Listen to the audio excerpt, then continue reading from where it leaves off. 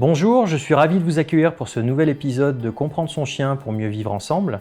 Je suis accompagné aujourd'hui de Jérôme Hildenard, vétérinaire.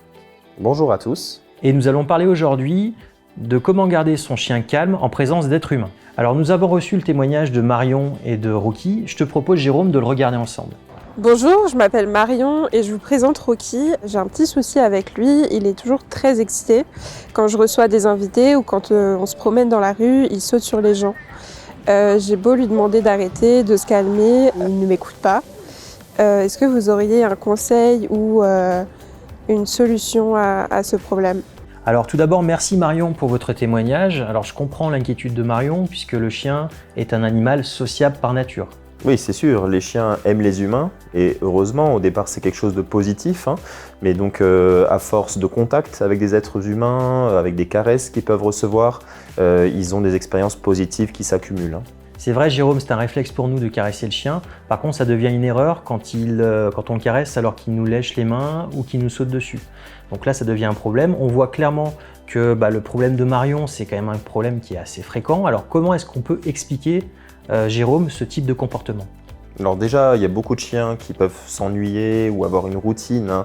Donc la moindre arrivée de quelqu'un, que ce soit à la maison ou en extérieur, peut déjà égayer son quotidien. En sachant que la personne elle-même peut être très enthousiaste à l'idée de voir l'animal, surtout sur un chiot.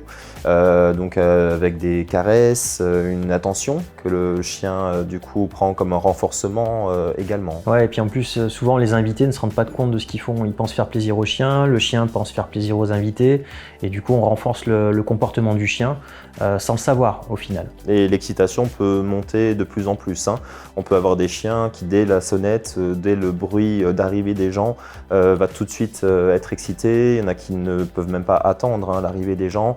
Et on peut même avoir tous connu le petit pipi de joie à l'arrivée des gens. Ouais, et c'est vrai que là le maître, souvent il voit son chien qui est surexcité, entre guillemets il perd le contrôle et il commence à donner des ordres qui deviennent contradictoires. Le chien lui, il pense bien faire, donc il croit que son maître lui donne des ordres pour l'encourager et au final ça en devient une cacophonie où plus personne n'a le contrôle et une situation très tendue. En sachant que même quand on gronde le chien, ça peut avoir l'effet inverse à celui qu'on voulait, savoir que ça peut renforcer le chien dans son comportement. C'est vrai, il faut réussir à casser ce cercle vicieux et apprendre au chien à tempérer son enthousiasme.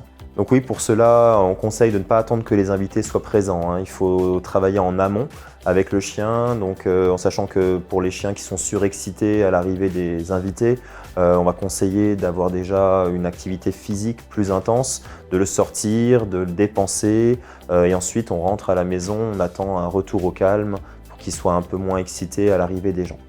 Oui, et puis comme tu le disais, en fait, ça se prépare, donc ça veut dire qu'il faut être certain que les commandes qu'on va donner, assis, au panier, soient des commandes qui soient comprises par le chien. Et ça passe par l'éducation, encore une fois, et c'est important de le travailler régulièrement, donc des sessions de 5-15 minutes tous les jours, régulières, pour être certain qu'au moment où on a besoin de donner les commandes, le chien soit réceptif aux commandes qu'on va donner. Donc bien sûr, il n'y a pas que le chien à éduquer, il y a également les invités, et beaucoup d'invités qui sont très enthousiastes à l'idée de voir le chien. Donc on va quand même leur conseiller de l'ignorer, surtout lorsqu'il leur saute dessus, qu'il les lèche ou qu'il leur tourne autour. Et on va attendre que le chien soit plus calme, qu'il ait les 4 pattes au sol et à ce moment-là, de vraiment le caresser et de le regarder. On ne doit pas tolérer qu'un chien saute sur les gens, quelle que soit la situation. Et au-delà d'éduquer les invités, qu'est-ce qu'on peut faire pour le chien ? Alors on peut essayer de détourner son attention. En général, ça passe bien avec une récompense. On peut utiliser un jouet. Dans la gamme Pet Safe, il y a un large choix avec des jouets qui peuvent être longs à mastiquer, dans lesquels on peut mettre de la friandise. Et en général, on le met dans ces circonstances-là pour pas qu'il l'ait en permanence et que ce soit vraiment très attractif pour lui.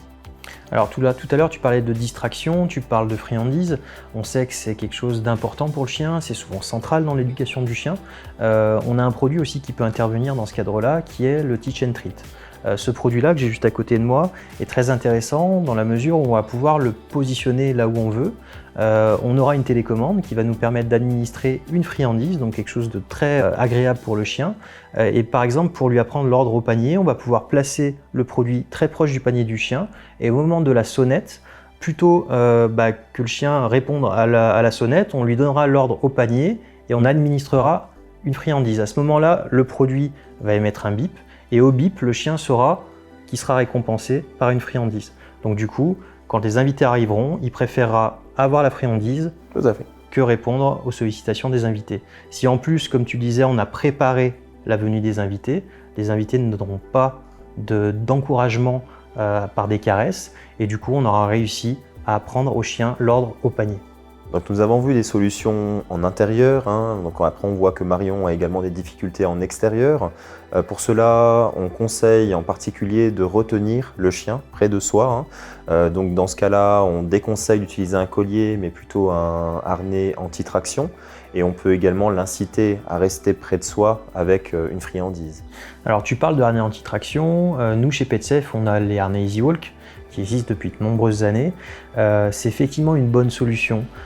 Pourquoi ? Parce qu'en fait, on va garder du confort pour le chien, puisque ça va éviter de stimuler la partie cervicale et colonne vertébrale du chien. Et étant donné que la tâche est sur le devant, on va avoir beaucoup plus de force pour pouvoir retenir le chien. Donc une personne de petite taille va être capable de retenir aisément un chien qui va sauter sur une personne lors d'une promenade. Donc c'est vrai que c'est effectivement une très bonne solution dans ce cadre-là. Oui, c'est vraiment le type de harnais que je peux recommander pour le confort du propriétaire et de son animal. Alors j'espère qu'on a apporté un maximum de solutions aux gens qui nous regardent. Merci à vous pour votre attention. Merci à toi Jérôme. Merci Sylvain. Et à bientôt pour un nouvel épisode de Comprendre son chien pour mieux vivre ensemble.